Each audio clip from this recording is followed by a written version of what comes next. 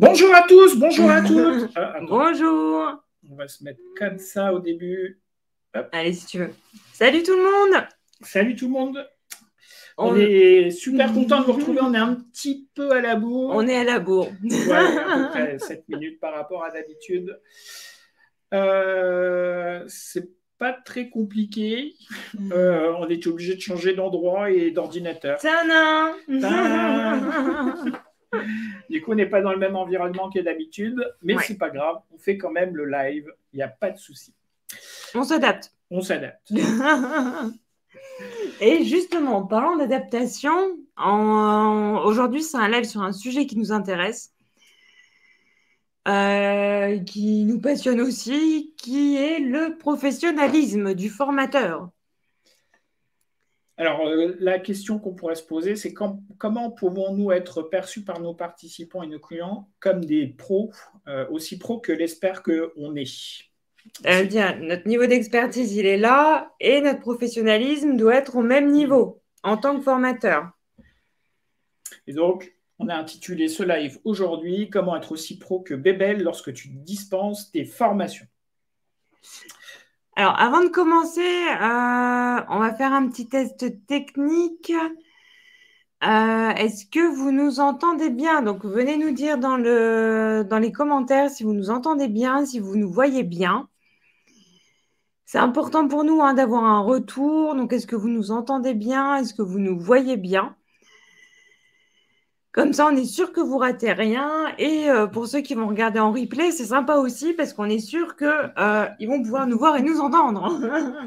Ah, ça, c'est sûr. Sinon, malheureusement, on va se retrouver à parler pendant 10 minutes sans que personne ne puisse entendre rien. Alors, peut-être que là, vous ne nous entendez pas, vous voyez peut-être la bouche. Dites-nous. Dites-nous si c'est bon pour vous. L'autre point qu'on voulait vérifier avec vous, normalement, vous avez un petit message dans la description du live pour StreamYard, pour éviter les Facebook users, pour pouvoir savoir qui nous envoie des petits messages. Vous avez un petit lien, il suffit de déplier la description du live, vous cliquez sur le lien, vous dites oui, vous relancez le live et normalement, ça marche.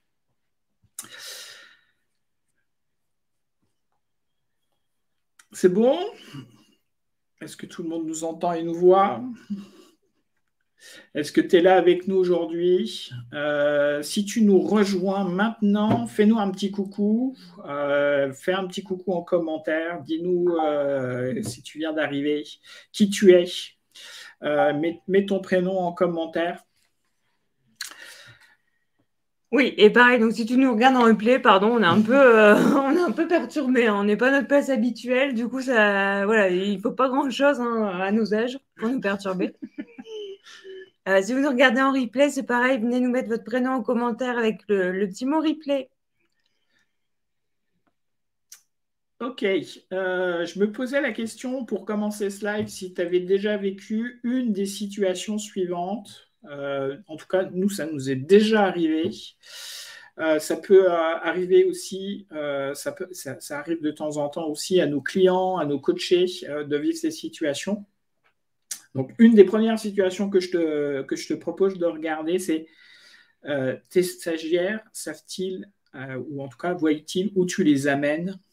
Ou en tout cas, peut-être qu'eux te font un feedback ou un retour, ou ils ont l'impression que tu ne sais pas où tu vas les amener et du coup, ils se sentent, comment dirais-je, perdus dans ce que tu leur proposes. Alors, moi, ça, c'est vrai que ça m'est déjà arrivé quand j'ai commencé à faire de la formation et quand je faisais des jeux pédagogiques. Alors, j'adorais les jeux pédagogiques.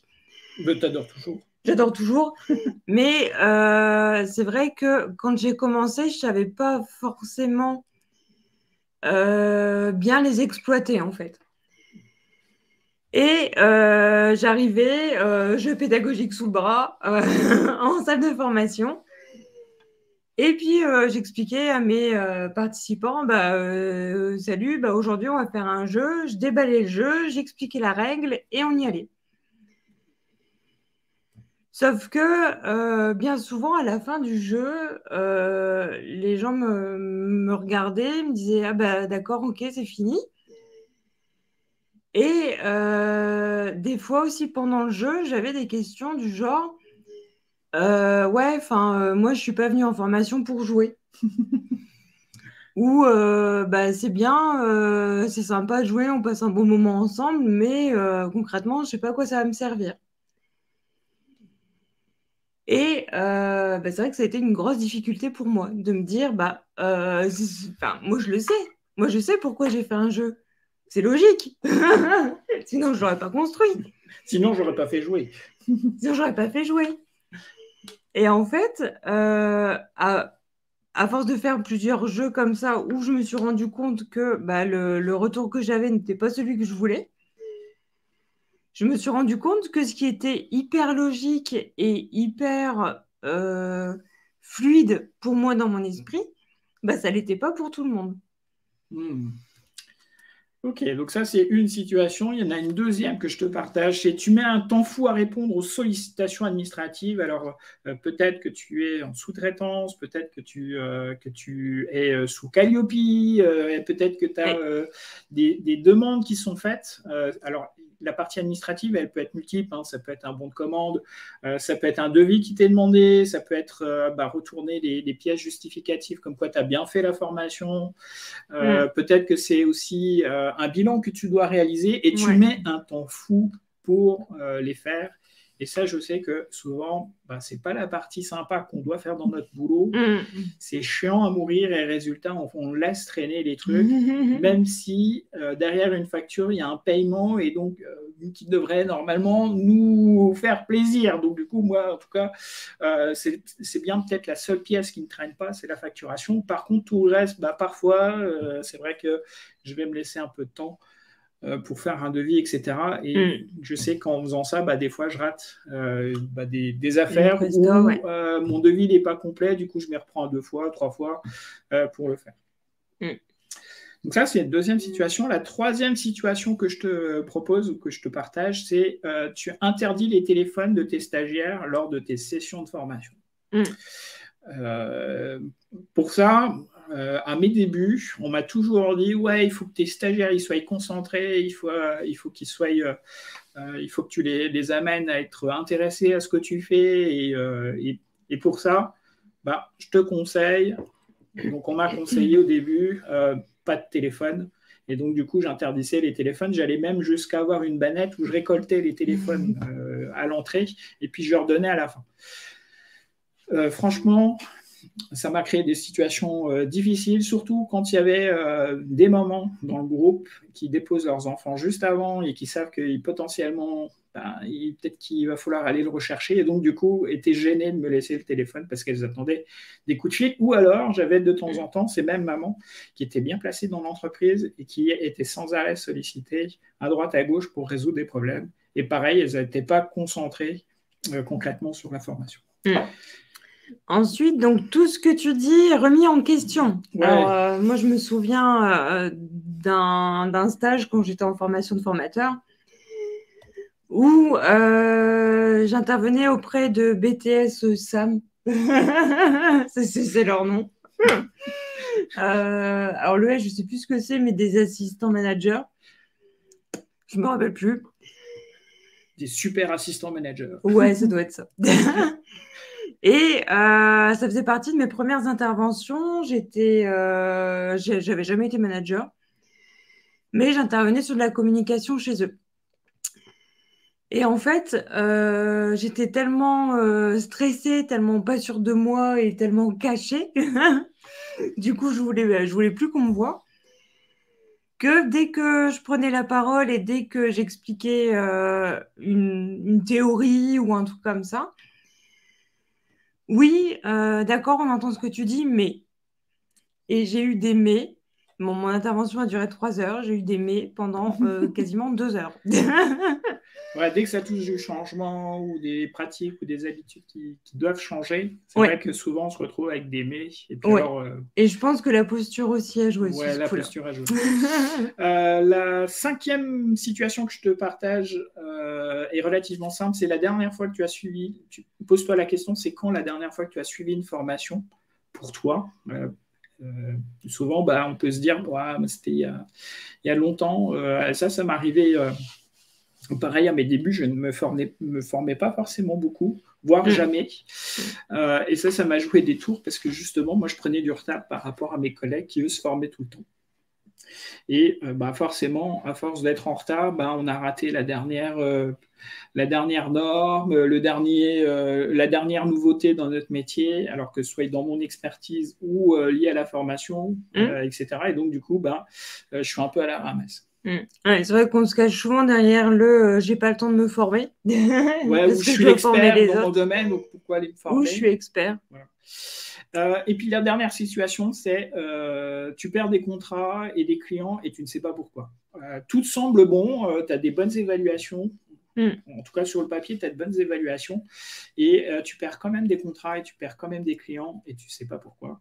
Ça peut nous arriver. Une période de vache maigre, comme on dit. Ouais, alors souvent, il y a forcément des causes qui amènent une perte de contrat et on va regarder après ce que c'est. Mais concrètement, on est dans une situation de flou complet parce que d'un côté, on a une information qui nous dit les formations étaient plutôt bien faites, on a des bons retours, des bonnes évaluations qui sont faites. Et puis de l'autre côté, il y a le client qui nous lâche, qui trouve des excuses pour ne pas faire les sessions suivantes ou les décale ou les supprime tout simplement en disant qu'il n'y a personne. Et puis, tout doucement, en fait, on n'a plus ce client-là. Et puis, ça se produit avec d'autres clients aussi pour peut-être la même formation ou les mêmes types de formations. Ouais. Et ça, toutes ces situations sont liées à un seul, en tout cas une cause principale, on pourrait dire ça comme ça, qui est son professionnalisme. C'est-à-dire que c'est vrai que quand moi je suis expert et que j'interviens dans mon expertise, ça peut être du conseil ou ça peut être de l'accompagnement, j'ai un niveau de professionnalisme élevé. Et puis quand je suis en formation, mon professionnalisme diffère. Tout simplement parce que c'est pas le même contexte. C'est pas le même contexte qui s'applique. On n'est pas dans le professionnalisme en lui-même, c'est lié au contexte dans lequel on se trouve, dans le cadre dans lequel on se trouve. Et le cadre de la formation et de l'expertise ne sont pas les mêmes. Et du coup, en appliquant le professionnalisme de mon expertise, malheureusement, ça me crée des distorsions avec le professionnalisme que je dois avoir. Et ça, il n'y a personne qui nous le dit. Hein. Ouais, ça c'est vrai, personne ne nous en parle. Personne ne nous dit, c'est pas parce qu'on est un bon professionnel, on est un bon expert. Alors, on va utiliser le mot expert. C'est pas parce qu'on est un bon expert qu'on est un bon formateur. Tout à fait.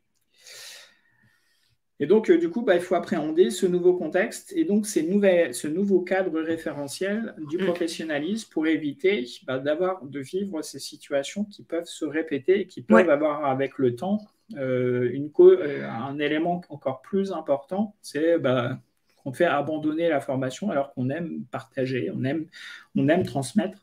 Et donc, du coup, nous, on peut vous proposer d'essayer d'identifier c'est quoi le professionnalisme qui change, c'est quoi ce que ça veut dire. Et puis, ensuite, on va essayer de voir les attitudes et ce qui fait qu'il y a un bon formateur. C'est quoi? Donc, le professionnalisme est constitué de 2 piliers principaux. Ouais. Donc, on a le premier pilier qui est l'attitude. Donc, par attitude, on va parler plus de posture, en fait. On peut citer, par exemple, de la courtoisie, de la politesse, le respect d'autrui, la ponctualité. Ça, c'est important. L'honnêteté, la fiabilité, la rigueur. Ouais, et ces mots-là sont relativement généralistes et on se rend compte qu'entre 2 personnes, elles peuvent ne pas dire tout à fait la même chose ou en tout cas se matérialiser de la même façon. Oui, c'est vrai. Le deuxième pilier, c'est l'intention que l'on donne c'est l'intention qu'on peut donner, mais c'est vrai que pour l'attitude, si on veut donner, puisque je disais avant de passer à ce pilier-là, ça me fait penser que dans l'attitude, c'est aussi ce qu'on fait dans les actes, en fait. Et ça pourrait être, par exemple, dans mon attitude, c'est est-ce que je suis suffisamment disponible pour mes stagiaires, que ce soit par mail ou mes clients, pour établir une réunion, pour établir un bilan, par exemple, ou pour définir le cadre de la prestation. Est-ce que je donne des explications suffisamment claires, que ce soit sur des... Tout à l'heure, tu parlais de jeu pédagogique. Est-ce que mes explications sont claires sur le jeu, mais le but que je recherche au travers de ce jeu? Voilà, c'est ça. C'est pas forcément est-ce que les explications sont claires sur la façon de jouer, mais plus sur l'objectif du jeu. Ou l'objectif, l'apprentissage qu'on veut faire ou l'expérience qu'on veut faire vivre.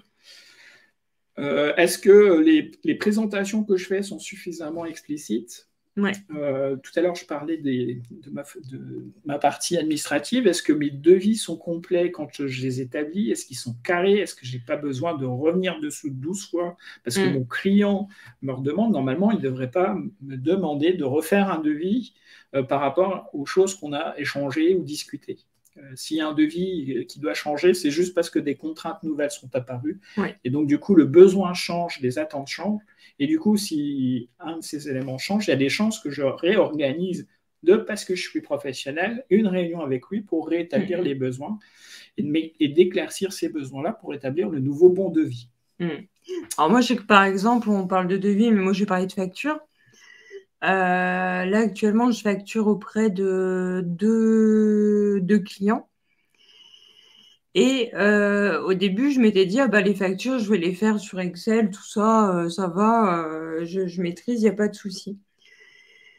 Sauf que pendant 4 ou 5 mois, à chaque fois, on me renvoyait ma facture en me disant, il y a des erreurs, là, ça va pas, là, t'as pas mis le bon taux, là, machin. Et je me suis dit, non seulement je fais perdre du temps à mon client, mais je me fais perdre du temps à moi aussi et de l'énervement, parce que moi, ça me saoule de revenir 30 fois sur la même facture. Et c'est vrai que mon deuxième client m'a dit, écoute, Céline, nous, voilà, on te prend en prestat et pour la partie facturation, on voudrait que tu fasses appel à un logiciel comptable. Donc, je me suis dit, écoute, quitte à te former sur un logiciel comptable, autant aller jusqu'au bout du truc.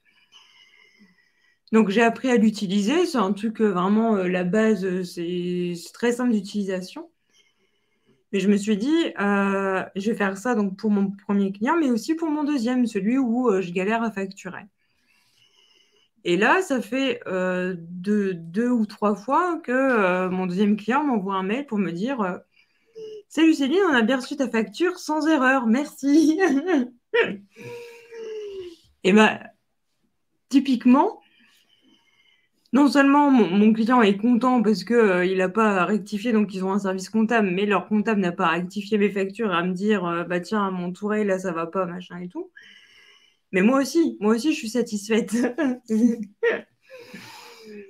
Donc, c'est vrai qu'il y a des choses qui peuvent nous faciliter la vie et des choses où on peut être plus professionnel que ce qu'on fait. Et il faut pas avoir peur de s'appuyer sur des choses déjà existantes. Et le dernier pilier que je voulais, le message que je voulais parler sur l'intention. L'intention est vraiment importante dans le cadre du professionnalisme, c'est-à-dire que notre but principal, c'est d'être excellent dans ce qu'on fait. Oui.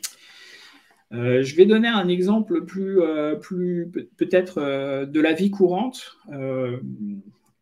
Moi, je pratique plusieurs sports à des niveaux différents, mais n'empêche que je reste amateur. Et mon intention première, c'est pas forcément d'être un professionnel du sport, mais plutôt d'être quelqu'un qui se fait plaisir dans le sport. Et puis, même si j'ai l'envie de la gagne, etc., le sport n'est pas mon activité professionnelle. Du coup, la notion de professionnalisme dans ce cadre-là, c'est, si je prends le judo avec Teddy Riner, lui, il est professionnel, il a un professionnalisme, il se lève tous les matins pour faire sa routine, il fait ses entraînements, etc., tous les jours. et il va chercher l'excellence dans ce qu'il fait. Nous, quand on va pratiquer le sport, alors le judo, on ne va pas avoir le même niveau d'attente sur ce sport-là, en fait. Il fait encore du judo, t'es dit rien? Il n'est pas retraité? Non, il n'est pas retraité. Okay. Il se prépare même pour le JO, j'espère qu'il va les remporter encore. Et donc, du coup, c'est vraiment l'intention qui va nous donner aussi cet aspect de recherche d'excellence. Et c'est vraiment cette excellence qui est importante dans le professionnalisme. Et elle s'applique dans tous les domaines de notre profession et de notre métier. Donc, quand on est expert et formateur, ça s'applique sur la partie expertise, mais aussi sur la partie, en plus sur la partie formateur. Et il faut qu'on travaille elle aussi. Du coup, si on revient sur un des piliers qui est les... Non, mais c'est bon, tu peux y aller sur les 3 attitudes. En fait, on parlait d'attitude, mais en tout cas, dans la partie professionnelle et professionnalisme, on peut identifier 3 attitudes importantes à avoir, pour lesquelles il faut que, quand on est formateur, on les travaille, ces attitudes. La première attitude, c'est lié à la compétence, mais à la compétence non pas de notre expertise, parce que ça, normalement, on n'a plus besoin de le démontrer. Ça me rappelle le compagnonnage que j'avais fait, les formateurs que je rencontrais, ils me disaient moi, je m'en fous du domaine dans lequel on est en train de former par rapport à toi, parce que tu es censé être un professionnel de ce domaine-là. Moi, ce qui va m'intéresser maintenant, c'est de te faire monter un aussi bon professionnel dans la formation. Et donc, il faut que je travaille mes compétences dans le domaine de la formation. Donc, ça peut être, tout à l'heure, tu parlais des jeux pédagogiques, par exemple, c'est animer, mais c'est aussi construire dans le parcours comment on fait pour mettre en place un élément pédagogique dans un parcours d'apprentissage pour nos apprenants. C'est l'utilisation d'outillage pour construire des parcours individualisés ou individualisables, par exemple. Ça peut être une bonne communication et une bonne prise de parole en public. Moi, j'ai suivi une formation spécifique juste sur la prise de parole en public pour améliorer ces éléments-là. Et ça peut être aussi une bonne organisation. Et ça, c'est vraiment quelque chose d'important que les gens oublient au début, ou en tout cas ne pensent pas forcément, parce qu'on leur dit souvent « Ouais, t'es expert, donc c'est bon, tu vas savoir former. » Non, pas du tout. Et d'ailleurs, c'est un des premiers trucs qu'on fait avec nos clients, c'est de travailler cette compétence-là, et c'est un des buts principaux de notre programme d'accompagnement. Le deuxième pilier, alors, donc, le deuxième pilier, on va parler de maîtrise. Donc, bien sûr, comme on est expert, on a la maîtrise et l'excellence dans notre domaine d'expertise. Mais cette maîtrise et cette excellence, en fait, il faut aussi venir la développer pour la formation. Donc, c'est ce qu'on disait tout à l'heure. Donc, ça va passer par adapter, par exemple, les contenus et les dérouler en fonction du contexte de nos participants, de ce qu'ils vivent. Vraiment apprendre à les connaître pour justement essayer de réguler au mieux ce qu'on a à leur transmettre, à leur donner. Pouvoir répondre à des questions et permettre la construction d'une ébauche de solutions aux problèmes exposés par nos participants. Donc là, j'ai eu le cas d'un formateur qui m'a dit moi, j'ai une expertise, j'ai beaucoup d'informations à donner. Mes participants, pendant le matin, donc 3 heures le matin, je leur déroule mes slides, je déroule, et je leur interdis de me couper. Je leur demande de ne pas poser de questions. S'ils ont des questions, de les écrire. Seulement, alors je ne sais pas vous, mais moi, je me mets à la place du participant. Déjà 3 heures à écouter de l'information et essayer de comprendre et à prendre des notes, je trouve que c'est un peu long.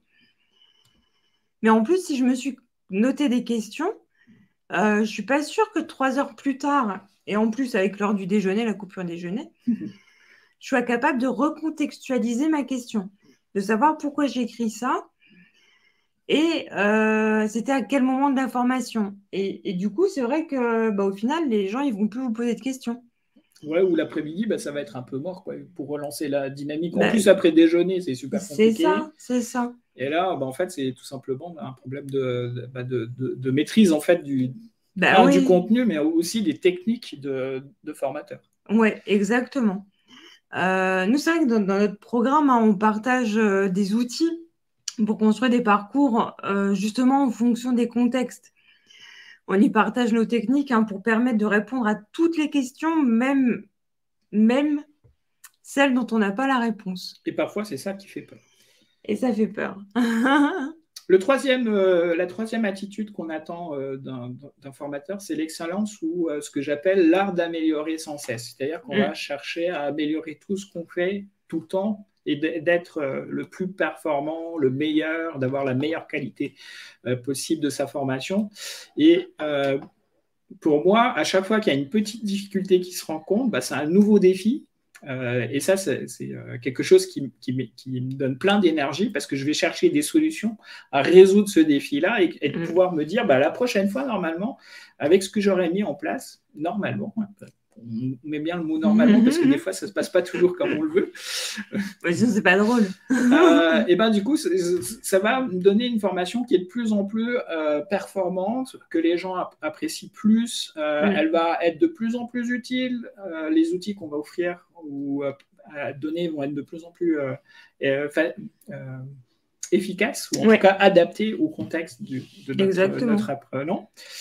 Et on va aussi, par exemple, chercher à trouver des moyens à rendre accessibles facilement les concepts qui sont compliqués, ou complexes. Moi, je sais que je suis dans des domaines où c'est très niché, à des niveaux très élevés, et où on manipule beaucoup de concepts, des concepts humains aussi, et donc du coup, c'est compliqué de pouvoir les exposer comme ça de but en blanc. Il va falloir un peu les enrober. D'ailleurs, il y a Einstein qui disait, alors je suis désolée, hein, c'est vraiment du paraphraser ce que je vais faire parce que c'est pas les termes exacts, mais c'est l'intention qui disait que si tu n'es pas capable d'expliquer simplement quelque chose de compliqué, c'est que tu l'as pas compris. C'est que tu l'as pas compris. Voilà. C'est exactement ça. Et c'est exactement ça.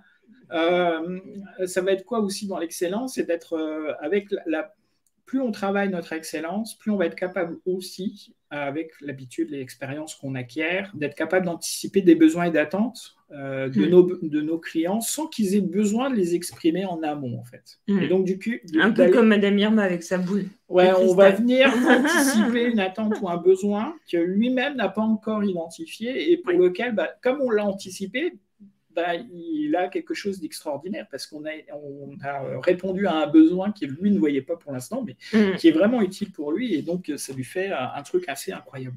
Alors ça, je le compare souvent au parcours Ikea où quand on se balade dans les rayons d'Ikea, on y va pour se promener, des fois pour se balader, et on tombe sur un objet où on se demande comment est-ce qu'on a fait pour vivre toute sa vie sans cet objet-là.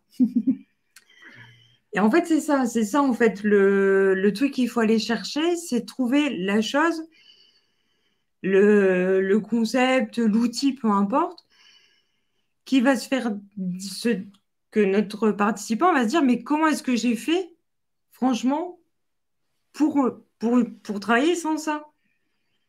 Comment c'est possible? Tout à fait. Et c'est exactement ça, c'est exactement les faire chercher. Du coup, on va pouvoir identifier, à partir de ces attitudes, 4 qualités importantes qu'on doit avoir et pour lesquelles il va falloir travailler un peu.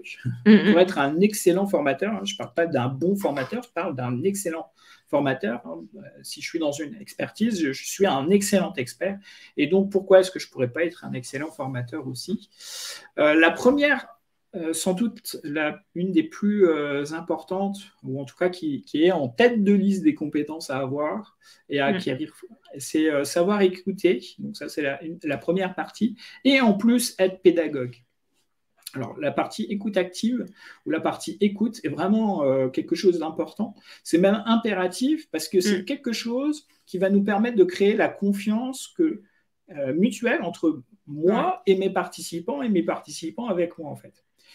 C'est un moyen de communication qui me permet de les mettre à l'aise et de leur permettre de pouvoir intervenir et de donner leur point de vue et de poser des questions. Il n'y a rien de plus désagréable de passer un moment où on dit il y a des questions et personne n'ose poser une question et on attend qu'il y en a un dans le groupe qui veut bien poser une question et ça crée un petit malaise parce qu'il y a un manque de confiance.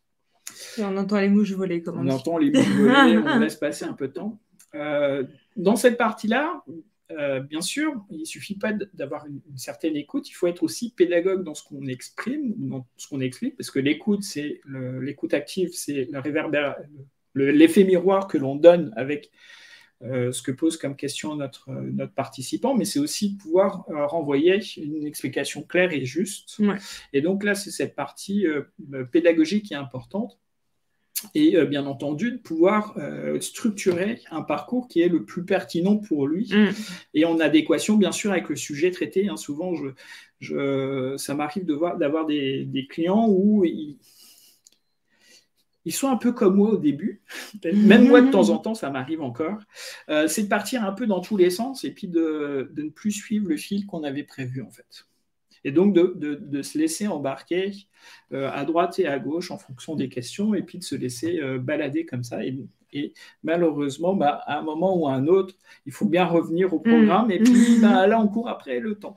Et donc, du coup, la structure est vraiment importante. Alors, la deuxième chose, ça va être de véhiculer une énergie positive. Alors, ça paraît évident. Mais c'est vraiment important en fait et c'est vraiment un facteur de réussite pour les participants. Plus tu seras passionné, plus tu communiqueras cette passion que tu as en toi, plus tu seras passionnant à écouter, ça c'est clair. Quel que soit le sujet d'expertise, que ce soit du marketing, du développement personnel, de l'informatique, peu importe, des langues.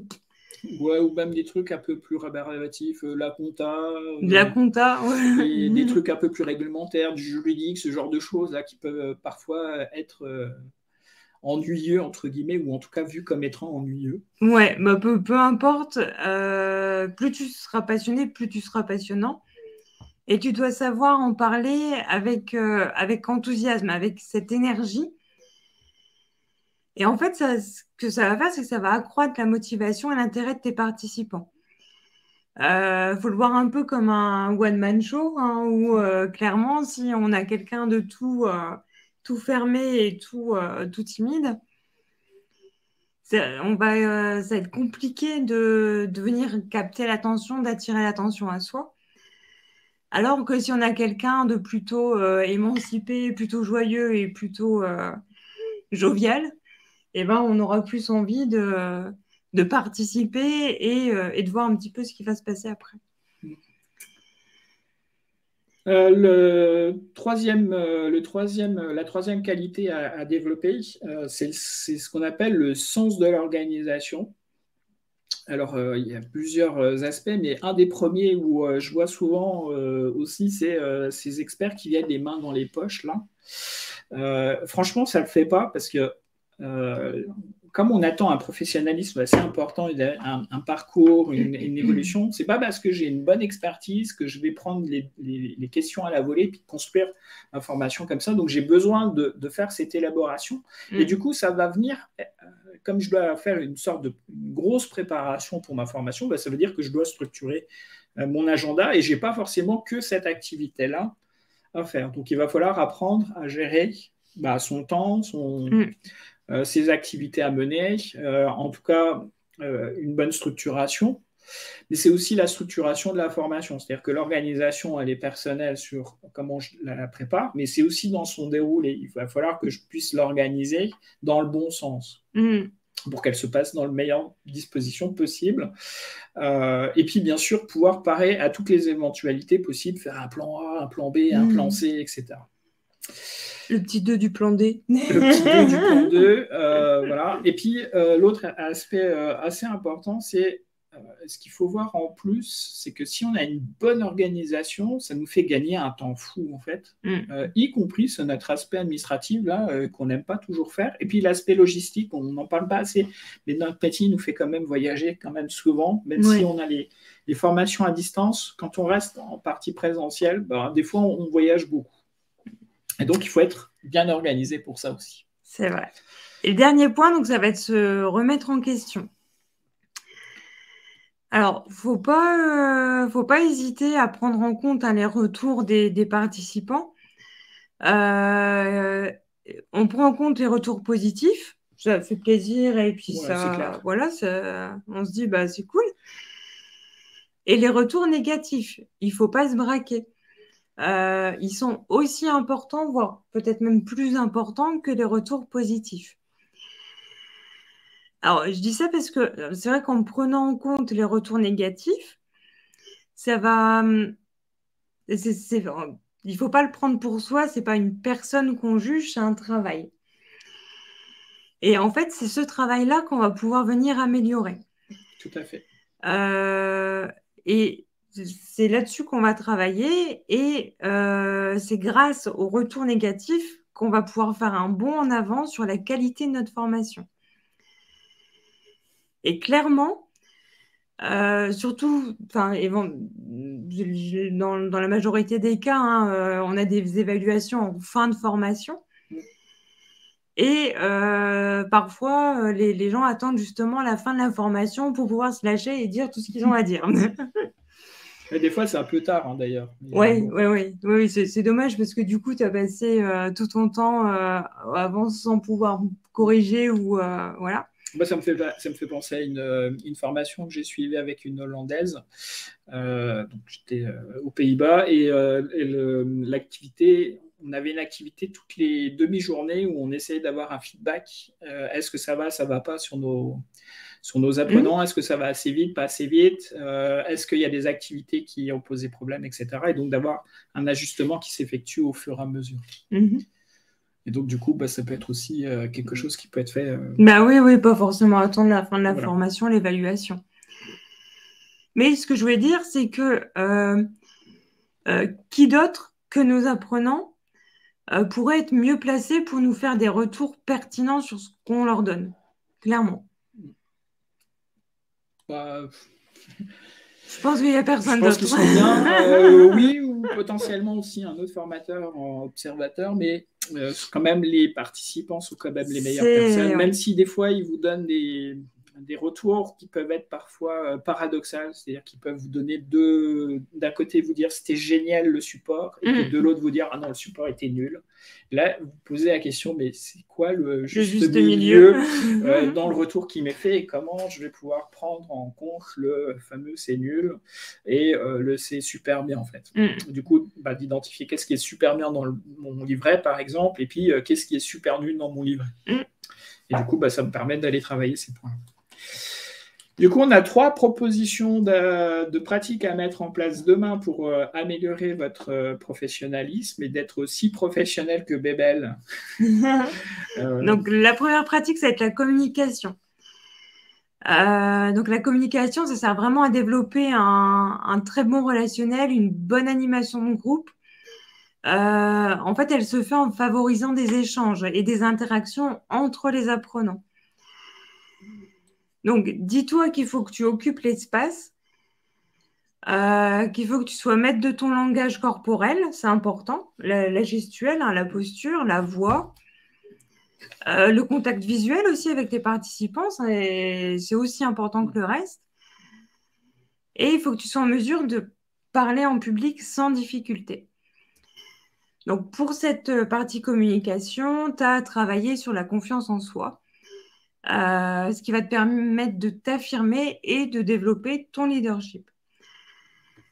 Donc, savoir communiquer, c'est aussi et surtout savoir prêter une oreille attentive à la parole de l'autre. Donc, la parole de l'autre, dans notre cas, c'est celle de nos participants. Oui, tout à fait. Le deuxième travail à réaliser pour travailler sa notoriété, c'est de développer son réseau. Et à mon avis, c'est quelque chose qui reste assez important et souvent, on ne le fait pas forcément suffisamment bien, ou en tout cas, on le néglige. En tout cas, il est important de ne pas rester seul et de bien s'entourer. Alors, sous différents aspects, hein, ça peut être bien s'entourer avec d'autres professionnels comme nous, d'autres formateurs, d'autres experts formateurs comme nous.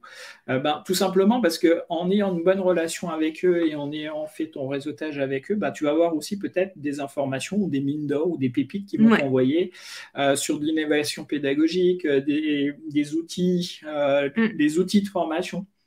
Alors, il y a un truc qui est super, c'est que tu as déjà fait un grand pas en nous suivant et en étant dans le groupe Transforme ton expertise en une formation qui cartonne. Donc déjà, tu fais déjà du relationnel et déjà, tu entretiens ton réseau. Bien entendu, l'autre point qui est important dans son réseau, une partie d'entre nous font aussi de la sous-traitance et du coup, de pouvoir bâtir sur du long terme des relations avec un centre de formation ou plusieurs centres de formation et eux, ils vont vous aider à renforcer votre crédibilité, votre notoriété. Oui, exactement. Moi, j'ai un partenaire, là, je ne parle même plus de sous-traitance avec lui, c'est vraiment un partenariat qu'on a, ça fait plus de 10 ans qu'on travaille ensemble. Et les prochaines formations, c'est d'être dans moins de 10 jours. Et donc, la dernière pratique pour mettre en place dès demain pour rester à la page, ça va être de se former.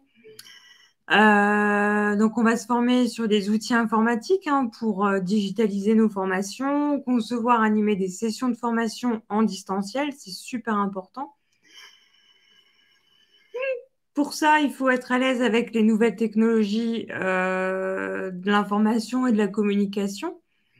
Donc, pour pouvoir justement faire nos formations à distance, qu'elles soient en e-learning ou en classe virtuelle. Donc, les visioconférences, les plateformes en ligne, tout ça, il faut maîtriser un minima. Donc, une connaissance des pratiques de gestion de projet, c'est important aussi dans notre métier parce qu'on ne fait pas que animer.